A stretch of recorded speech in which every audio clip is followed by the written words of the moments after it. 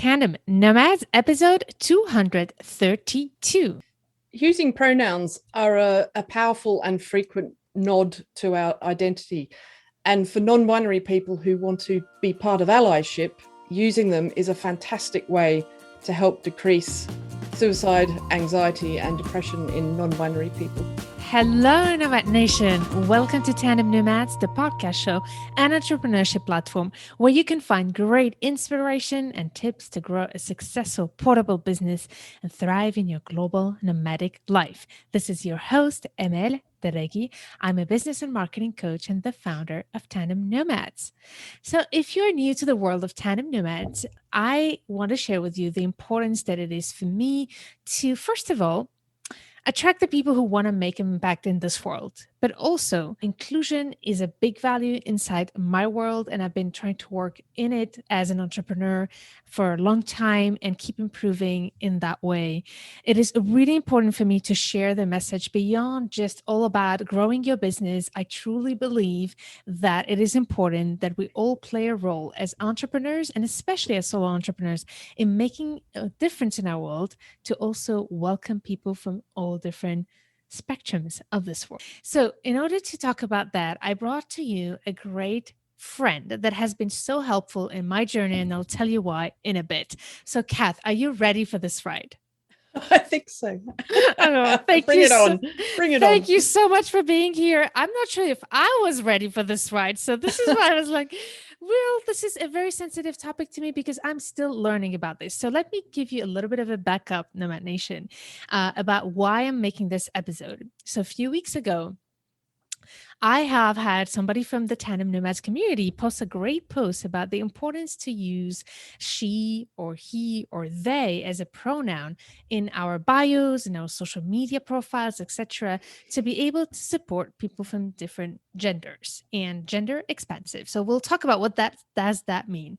And for a long time, I have been hesitating to do it and overthinking about that. And thanks to my friend Cath, I have been able to actually know exactly what I wanted to do about this. I truly believe that as a solo entrepreneur, we can make a difference, not just through our businesses, but how we show up in our business and the way we communicate to be able to welcome people from different borders of this world. So, Cath, I want to actually start introducing this topic, and I still struggle to actually talk about this topic in the right vocabulary in the world. But basically, the premise of all of this episode is, should we or should we not use the pronouns in our bio when we're a solo entrepreneur, let's say in our LinkedIn profile? So could you explain, what does this come, where does thing of putting your pronoun in front of your name come from? Well, it's all about being an ally to people who identify as non-binary or queer or transgendered. And personally, I actually don't know where it originated from, but I know that it's something that is incredibly important to non-binary people. So people who identify as gender neutral, gender queer, transgendered, all kinds of different people within that spectrum of what it means to be gender expansive.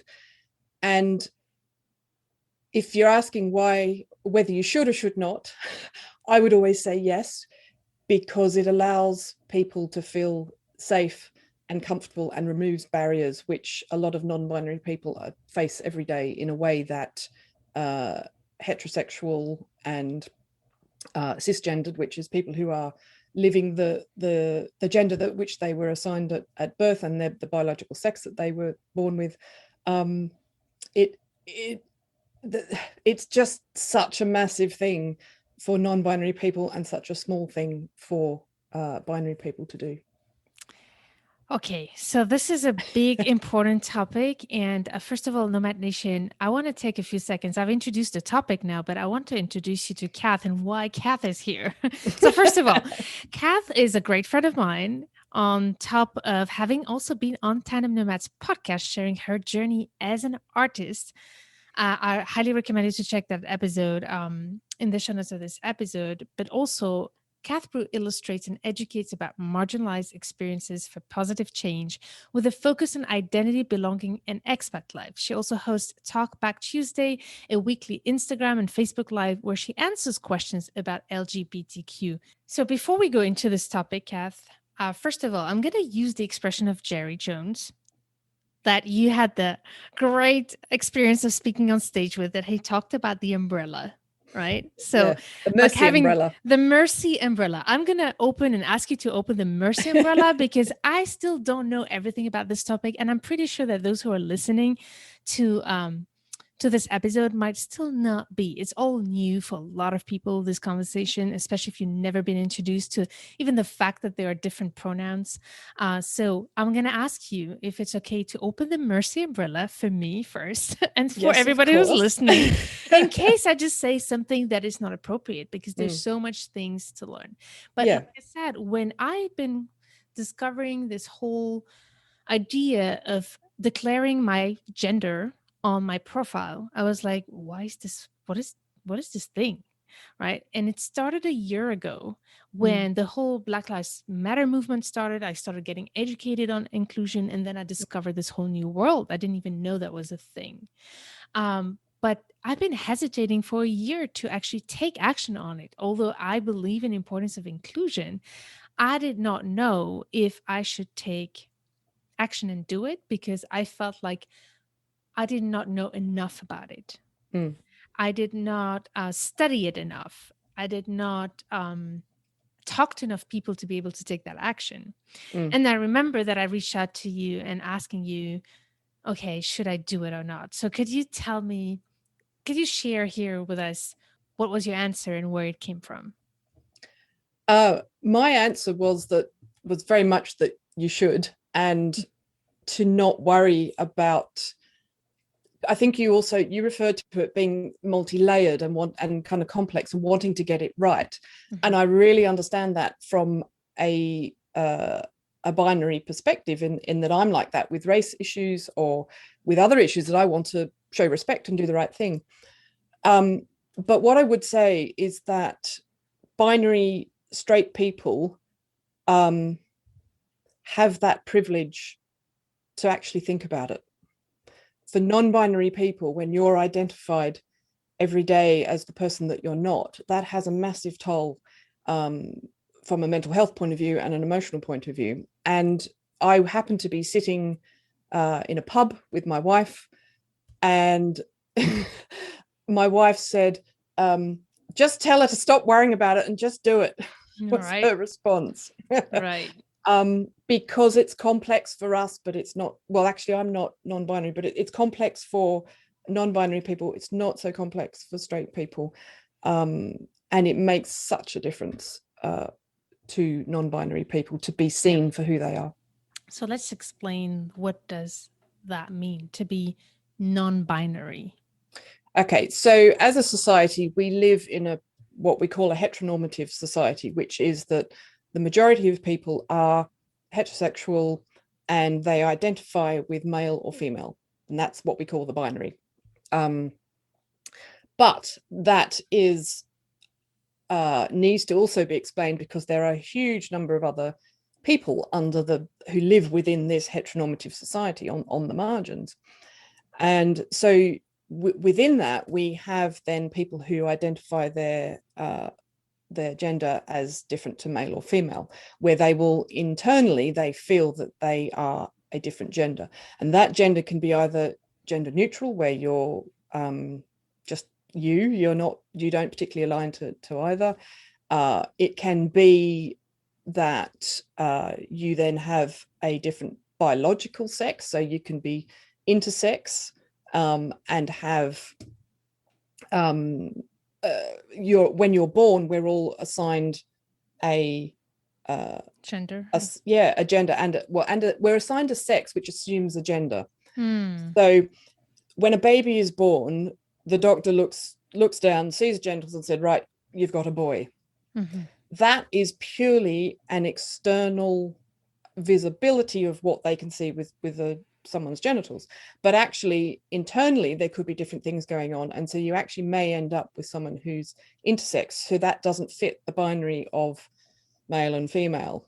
And so within that there's these huge variations of you will have noticed in recent years there's been discussions around sport with transgendered people, and there's women who are born as cis women, which is women who you're living as the same gender and biological sex that you were born as, but then they're considered to be have been ruled by the Olympics that they're not women because their testosterone is higher and they have a condition where it releases more testosterone. None of that is apparent to anybody until there's tests done. So externally, people present one way, but internally, medically, there can be, like physiologically, there can be a very different scenario to then also how someone actually feels about themselves.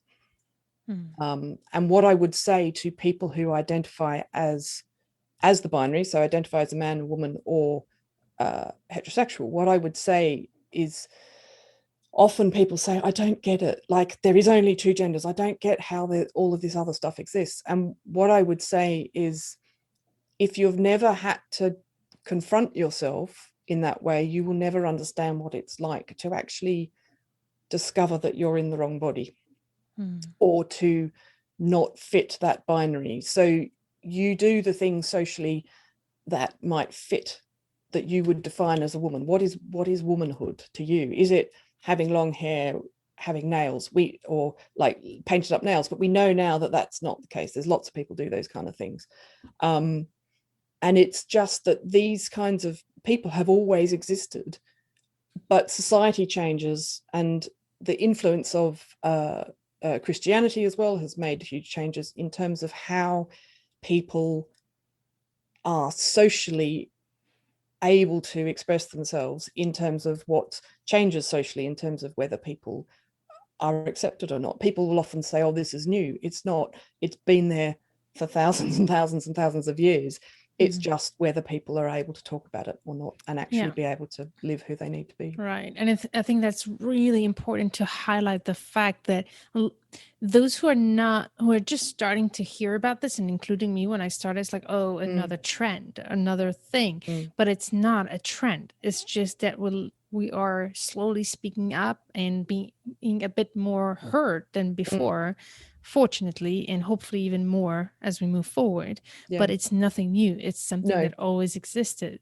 Yeah, it has. And if you look at other cultures, like in Native Americans, there's two-spirit people. You've got in India, sorry, I've forgotten the name of the people that I'm going to have to let you know. But there's a whole group of people in India who dress as women, are considered to perform the role of women, even though they were born as officially as men. So it's been around for a very, very long time. And you look back at a lot of kind of ancient texts, and it's in there as well. It's just there's a space for it now in a way that there might not have been once. Yeah, so I think this topic we could not only make a whole episode about explaining it, but a whole more than just an episode. I think it requires effort, and not effort, like intention to understand and get to understand that. But that was the whole point that you were telling me. You don't need to get it all to start doing something about it, which in this case, as a solo entrepreneur, showing your pronouns on your profile, so that people from who identify differently than men and women could feel comfortable coming out and just asking to be called the way they want to be called. Am I right here? Yeah, absolutely. And if you're sitting there as an entrepreneur thinking, well, so what? How does this relate to me?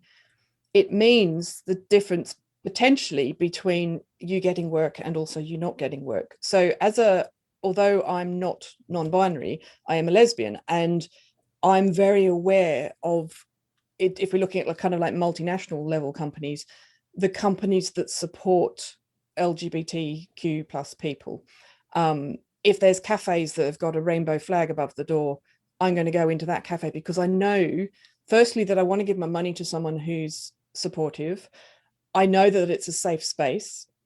And I know that it's a place that that I can just be me, and that other people won't have a problem with me. So from a business point of view, you're more likely to attract people who see that if you're someone who's has that level of inclusion, if someone has a different pronoun, they're more likely to want to come to you.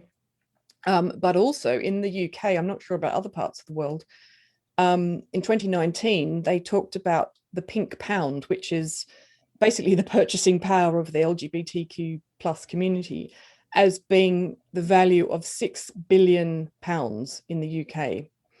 Now, that's an awful lot of money to not want to be part of. Mm-hmm. And there's people might not realize that it's little things like terminology. It's like using the word all women rather than just women. It's using words that actually allow people to be seen within your business and know that when they talk to you or they approach you, they're not going to have any worry in actually having a conversation with you or getting your services. Like if you're a coach, if you've got transphobic or kind of biphobic, homophobic attitudes, I'm not going to want to come to you. So if you can do anything you can on your website or on your promotional material to show that you're available to all people and you want to be supportive, a really good way is putting your pronouns there and actually showing that you get at least one of the issues that people are dealing with. Yeah. I might need to back up a little bit just in case I was not clear until now, but it is important to maybe explain what does that mean, like practically, to put your pronouns in front of your name. Can you describe that, how it looks like? Yeah. LinkedIn actually has Mm-hmm. a space where now you can put it in, but it's basically just putting your name. So my name's Cath Brew. I would put Cath Brew, and then I would put she/her. If I was a man, I'd put like he/him. And for people who are non-binary, they would put they or their or theirs. Right. So LinkedIn allows that as well, and Instagram now allows that as well. So this is fantastic. Hopefully Facebook will get to that as well. Yeah. So what But are you the can, Yep. sorry, can I just say, even if they don't Mm-hmm. make it natural, Right. you can do it anyway. So the listeners won't be able to see, but on my screen now on Zoom, it has Cath Brew and then in brackets she/her, which I've just put as my name.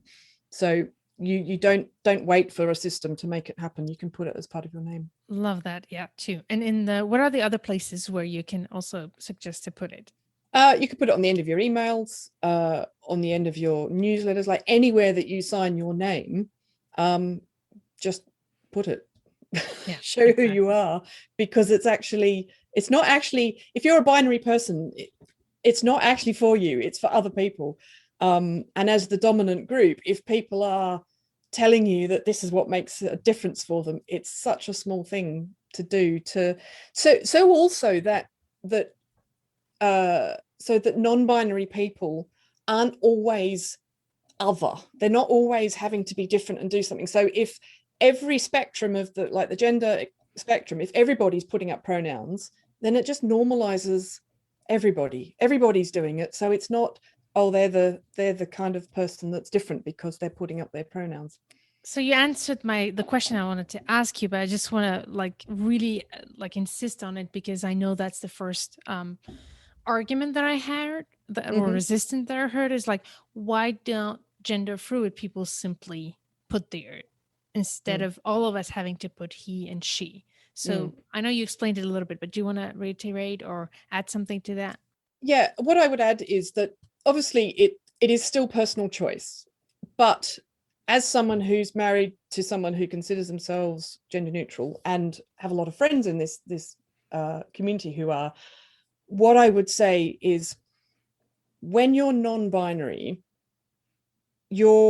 every part of your life, you're constantly educating people about who you are, to try and not because you're needing to just tell people, it's like gossip or whatever. It's about being able to be comfortable with how people address you and treat you.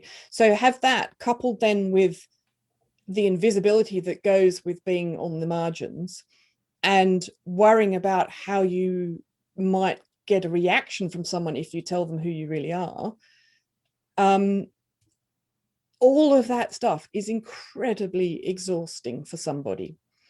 And so if you are someone who is not if you are someone who is in the binary, then actually a lot of that stuff that someone is dealing with just doesn't, it's just taken down a notch. It's just, you know, that it's a much safer space to talk to someone. It can help reduce anxiety. It can help reduce depression. It just helps people give more of themselves. You know, when you're like yourself, and nothing to do with gender, you know, if you're stressed, you know you're not performing as well. You know that you're not showing up as well as you'd want to. And you can see the difference in someone physically and in their face when they're not stressed. So if that's on a short-term basis as a binary person for just something going on in your life, imagine if that was your everyday, all day, every day, and there's no let up because you're constantly educating, you're constantly trying to fight to be seen. And then it's massive. And a lot of people will say, but why do I need to know if you're trans or you're queer or whatever, queer, gender neutral? And the point is that often it's not about us making a big proclamation. It's about someone getting it wrong and you having an internal conversation about whether you need to correct them. Do I correct them? If I do, are they going to react badly? Is this going to affect my work if they do react badly? And it's like, well, I won't say anything. Okay, but then if I don't say something, I'm lying. Am I lying to myself? This is a conversation that goes on in someone's head all of so like much energy, 2-3 seconds at most. And if one of those things can be taken away, if you're an employee, your employees or your clients, all of your people will just show up so much differently, so much more differently. And if you're a coach, you know that you're going to be helping someone an enormous amount more because they can be themselves and you can really get to the nub of their issues and what you're trying to talk about. right? And I hope that at some point we live in a world where this wouldn't be necessary. But at this point, it is necessary to create awareness as well. What I found, and I want to make a shout out to Petra who posted this in our group, Tandem Nomads Facebook group, like, because that was like the trigger. I've been thinking about that the whole past months. Okay, I should just sit down and look at this and do it or not. And then thanks to that post and talking to you, I just decided to do it. But ultimately, I wish we didn't have to do it, but for now we need to do it so that we create awareness. And that conversation, to be completely open with you, is that I decided that day, okay, I need to do it. I'm going to put my pronouns in front of my name, but I wanted to talk to my husband and say, hey, listen, I'm going to do this. This is a big deal for me. I did not want to just do it out of a trend thing. And it was important for me that I just don't do it without intention. So I was like, honey, this is what I'm good doing. And he gave me permission to share our conversation. He was like, what the heck is this? Like, literally, he was like, I don't get it. What are you talking about? Right. So it actually creates awareness and opportunities to have a conversation about the fact that there are people in this world who don't identify as women and man and need to be recognized, need to be seen so that they can have a better quality of life and sometimes even it's a better livelihood.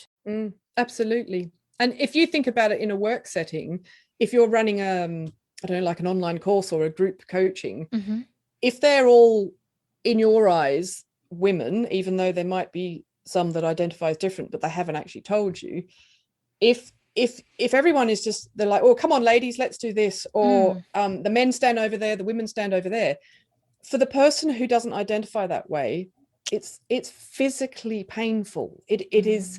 So if you're a binary person, imagine going out in your day-to-day and every single time someone refers to you, they refer to you as the gender that you're not, or your name's John and they call you Josephine all day long. And that, by the end of the day, starts to feel really, really, really uncomfortable. So it's a minor thing for someone to just, for the majority to make an allowance for someone that there might be someone else in existence. I want to bring up a conversation that we had, my husband and I, who was like, well, I'm supportive of people who are gender fluid, but what if I just don't want to do it, it doesn't mean that I'm a bad person. Well, that's Literally very asked true. me that. And what did you say? I said, it's for me, it's like any other cause. It's like you Mm, decide to support a cause or not. Like, mm, and that's basically you have to decide your priorities. For me, it's a yeah. priority to support this cause. Mm. And I'm doing to help bring awareness on this topic. And this is why we're doing this episode as well. Yeah, I mean, he can absolutely not do it if he wants to, but he also needs to have the understanding that in his communications with people, people might not be as open to him as they would be with someone else, knowing that you're at least aware of the issues. Mm. So I know that he is very supportive because I see him put up his picture of his rainbow socks every year in Pride Month. Every single year. And I love it, and I love him for it, and I know that he is supportive.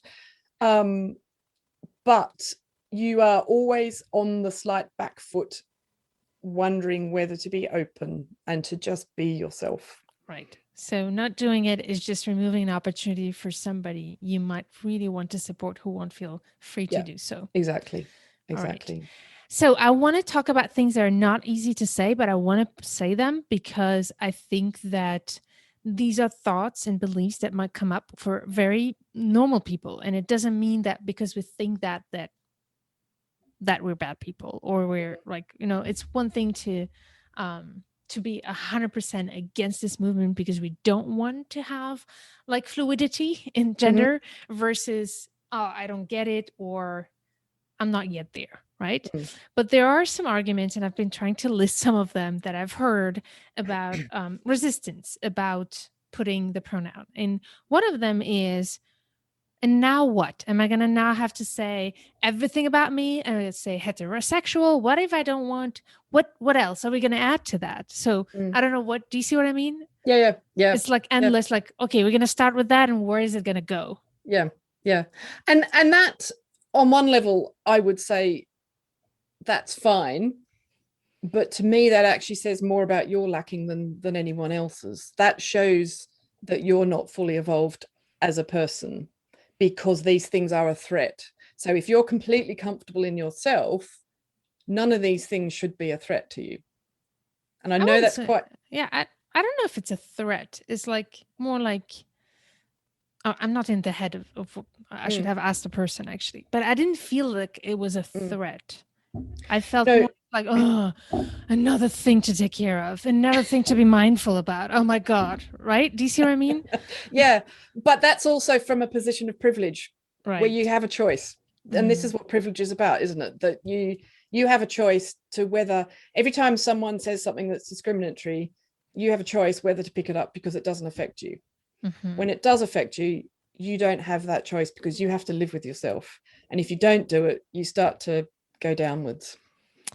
I love that. This is That's such you that's don't how you, profound it is. you've got the privilege to actually say that. I love that. This is so powerful. Mm. But there's one more thing for me. My answer was like, let's not confuse sexuality with gender and Mm-hmm. how we identify in Yeah. terms of. So this is another thing. We don't want as heterosexual to tell to everybody we're heterosexual, but that's No. a different thing than saying I'm a she, because a she is not necessarily heterosexual. No, no, exactly. So And people will often think, people don't often understand that gender and your sex, your sexuality, are two different things. And people will often assume that because someone's transgender, then they will be gay, and they're not. There's just as much spectrum within the genders as there are within sexualities. So it's, what I would say is, with you saying you don't want to have to be saying that you're heterosexual, is, again, it's privileged. You don't have to, because the world assumes you are. And everything in society is geared towards heterosexuality. So it's increasingly, it is changing, and there's becoming more and more things out there. But most songs that you hear that are released are about straight couples. If you talk about partners, people will often instantly then use the opposite sex word for your partner. It's things like you buy a kind of normal, I don't hate using that word, I've got inverted commas that I'm saying normal, but a, a, a just a generic kind of women's magazine, it so often will present the perfect wholesome couple as a straight couple. If there's a gay storyline on TV, there's complaints to the standards people that manage these things. The whole world is geared to straightness. And a perfect example is where I live. Everyone knows that we're a same-sex couple. We don't have any issues really. But at the same time, we don't often hold hands when we're walking down the street, because when we do, people look at you. They don't look at a straight couple. So you don't do it because you just want to blend in and you don't want to draw attention to yourself. And I, in my head, think that actually that's okay and I'm comfortable with that and that's fine and everything's fine. However, this last weekend, it was my birthday, and my wife said to me, what do you want to do? And I said, I want to go to an exhibition that a friend was having in Brighton. And in the UK, Brighton is one of the key big gay and lesbian areas, or LGBTQ areas to live. We parked the car and came out of the car park and walked down the street holding hands, and not a single person looked at us. I could feel my body physically draining, relaxing into just being able to be me and not stand out from the crowd. I think it's so important that you tell this story. So that's, yeah, it's physical. I've got chills. I've got goosebumps hearing you that. And I never think about it when I walk on the street and hold my husband's hand. I never think of, should I do it? I actually did have to think. I experienced having to do that, by the way, when I lived in Iran. Yeah. And so I actually can. Yeah. I can identify with that feeling. And it is at some point, even the police came to us and told us to stop holding hands. Yeah. Yeah. And that was like something so innocent and so that should be like so normal, right? Becomes already a source of stress, a source of problem, and not so I totally get it. Although I'd never had to live with it. It's not like it was my normal life. It was an exception for homosexual couples. It's an everyday thing. Yeah, it is. And it's, if you also think about it, the complications that can then have in your relationship, because one of you might not care if people look at you and the other one does, and they're not holding your hand. And you may then wonder, why are they not holding my hand? Are they embarrassed by me? Do they really love me? Why aren't they showing me affection? There's all this internal dialogue that happens. So you have to have an understanding between you about how you will express affection to each other in public, and whether you do at all. Right. And those natural things that you want to do. And it's a massive impact for families and expat couples who are same-sex couples who will move to another country, is knowing whether that country, what their laws and what the local culture is. Because some people will say, oh, well, if you're a trans person or you're a gay person or whatever, it doesn't matter. You just don't show affection in the street. And I can get why people say that, but it's all the mannerisms and the everyday tiny little things that you do that you don't even realize you're doing when you're with someone. So it could be adjusting the coat, the collar on their coat. It could be ordering their drink for them because you know what they drink. It could be, couples may sometimes sit on the same side of a table, not two opposite sides of like the opposite sides. There's subtle little things all the time that when you're out and about, you can tell who couples are. And that is natural. That is just the stuff that comes out. And to try and stop that, imagine the effort that goes into that. If you're being asked to go to live in a country that you're illegal, or you could be killed for who you are. This is, oh my God. Okay, this is another big topic that I'm really passionate about. And unfortunately, we don't have enough time. It's not really today's subject. But yeah, it's not. And actually, it's interesting because I started this whole question of, it's two different things to talk about gender and your pronouns and talk about sexuality. And ultimately, although it is the different thing, but it is the same issue. It is the same issue of trying to build a more inclusive world where if you are different, thanks to you, Cath, and I hope a lot of listeners here have experience being with people who are different to know these stories, because this is real life, everyday life sources of stress. And for some people, more than that, depression and suicide. So we're not talking about futile things. This is really important. It can save lives. I think this Absolutely. is really important. We're not just talking of a fun trend to go with. And this is why for me, it was important to not just do it just because I knew it was a good thing to do, but I wanted to do it intentionally because I Yeah. knew that this would matter. Like if Yeah. I do it, it's for it to matter. Yeah, absolutely. So one of the things I'm interested in is, okay, great, I'm going to put my pronoun. So what next, right? What do I do with that? Let's say by chance suddenly I do meet with a they. All right. So first of all, let's say we don't have the identification of they. How can we help people if they need to ask to be called the way they want to be called? And second, once we are identified, what should we is there anything that we should know about what we could do then? What can we do more than that? Well, I would suggest that if you're any kind of entrepreneur, if you're a coach, you're going to be obviously working with someone fairly closely, or even if a client is signing up to your services and it's an ongoing relationship, you're going to need to know how to address them. And so many forms will just have Mr. or Mrs. Now they will often have other gender, or sometimes it says prefer not to say. So what I would suggest is the forms and your administration kind of interaction with people is just ask them what is their pronoun and how would they like to be how would they like to be addressed. Yeah, one of the things I would say is definitely not to ask is transgendered people are sometimes asked what is your preferred pronoun, and actually that is wrong because it's not seeing them as who they are and who they are telling you that they are. You're still referring to the gender, the sex of the person that they were born as. You're not actually seeing them in front of you. So if you actually just say to someone, what is your pronoun? Because if you say preferred, there's a discomfort.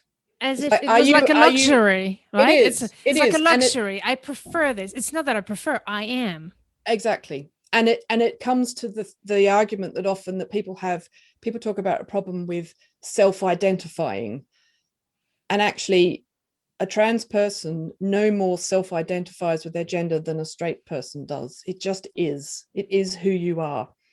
So if you put what is your preferred pronoun, it actually could be quite offensive. So it's best just to say to someone, what is your pronoun? How would you like me to address you? I love that. This is simple. A very important tip.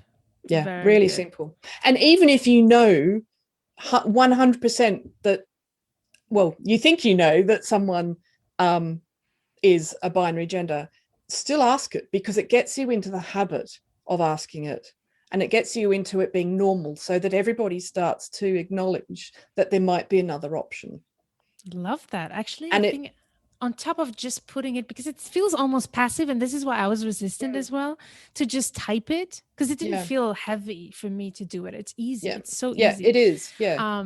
But it's another thing to take the action of from now on to say every single time, what pronoun would you like me to use? Absolutely. To address you?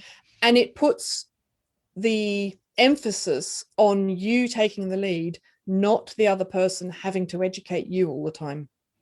It's like, it's not me saying, or my wife saying, I would like you to call me they. You asking the question means that they're not having to educate you all the time. It shifts the balance and empowers the other person to know that they've been seen, or the potential to be seen.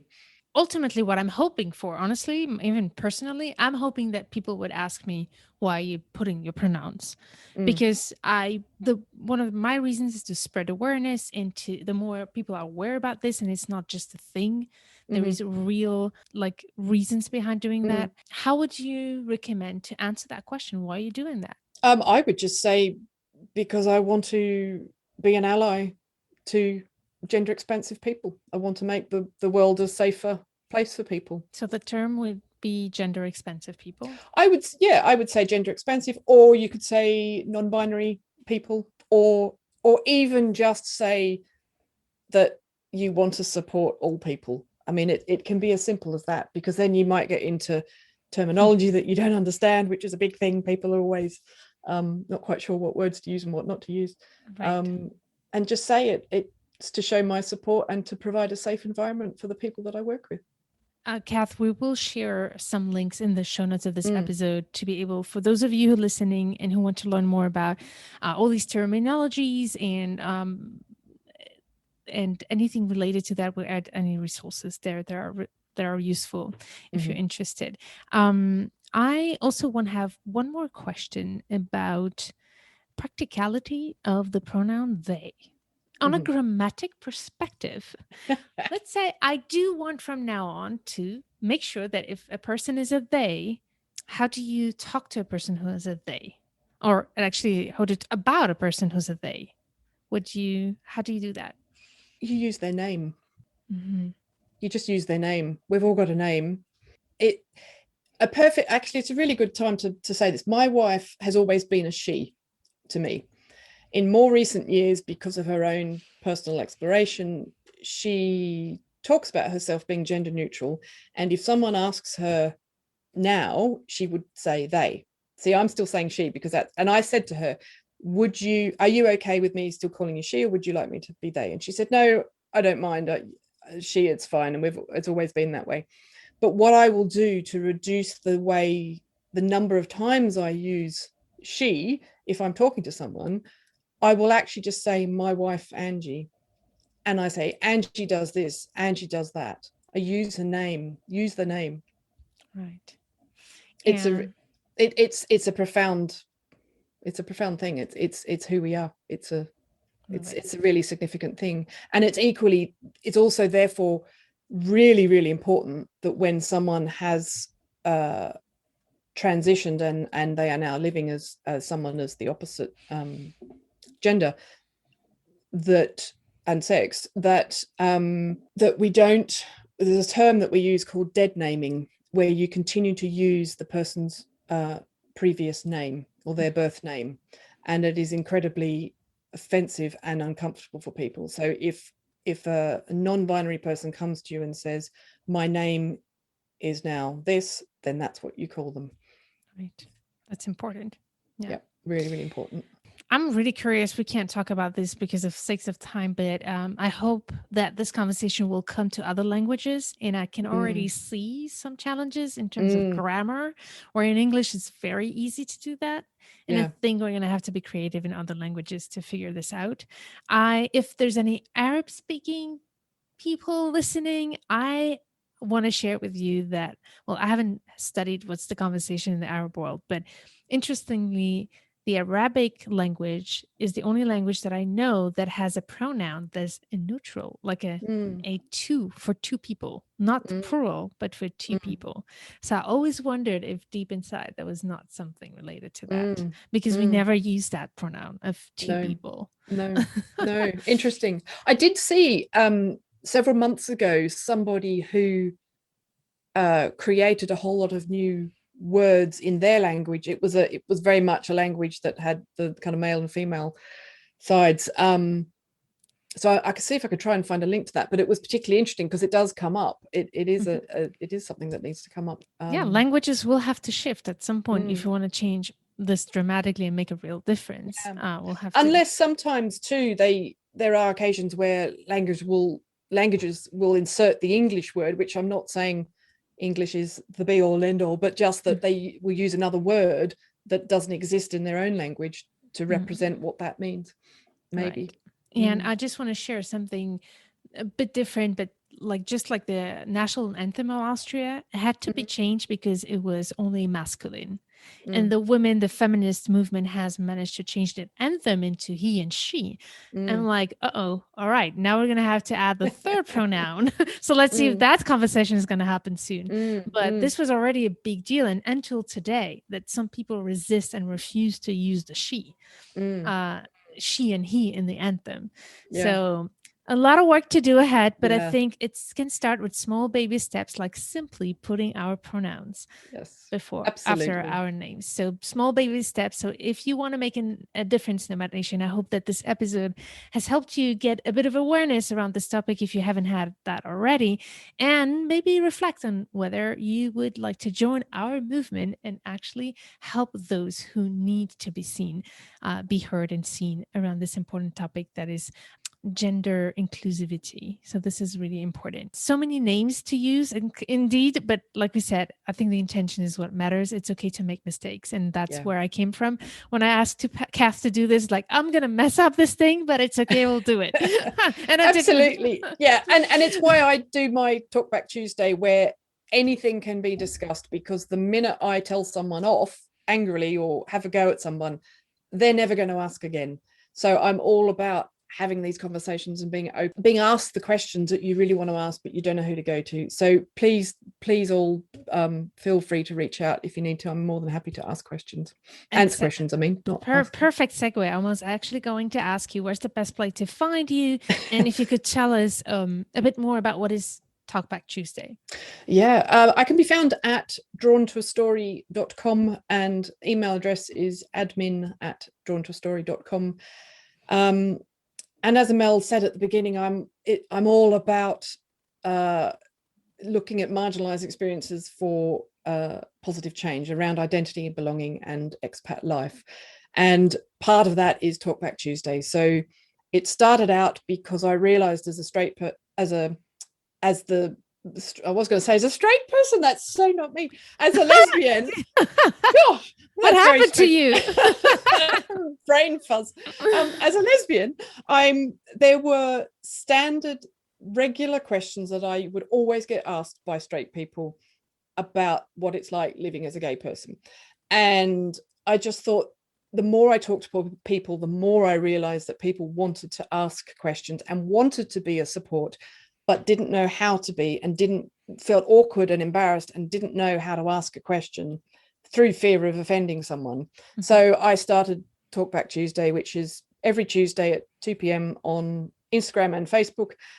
And it's just, if there's no questions, it's just me talking about something. We've covered subjects around religion, we've covered gender and biological sex. We looked at the social side of things. We looked at trans men needing to have pap smears. It's anything and it's just a huge range of subjects.